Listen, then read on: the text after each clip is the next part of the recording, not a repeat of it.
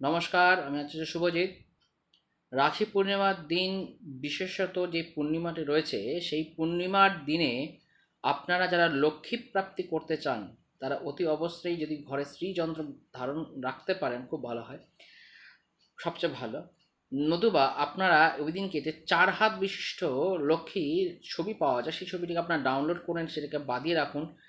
Immediate আজকেই বলছি, আজকে বাঁধিয়ে রাখার চেষ্টা করুন। বাঁধিয়ে রেখে ওটাকে আপনারা আপনাদের সিংহাসনে বা আপনাদের ঠাকুর আসনে বসান এবং সামনে একটি একটা একটা পুঁটলি নেবেন। সেই পুঁটলির মধ্যে একটা লাল শালু কাপড়, সেই লাল শালু কাপড়ের মধ্যে 1 টাকার কয়েন, 1 টাকা, কড়ি, কড়ি, 1 টাকার কয়েন, একটুখানি ধান, 1 মুঠো ধান, 1 মুঠো চাল আপনারা ওই মধ্যে রাখবেন এবং আপনাদের নামগোত্র বলে আপনাদের মনস্কামনা জানিয়ে লক্ষ্মীর চটন রেখে দিন। দেখবেন আপনাদের অর্থপ্রাপ্তি, ধনপ্রাপ্তি ঘটছে। ভালো থাকবেন, সুস্থ থাকবেন। নমস্কার।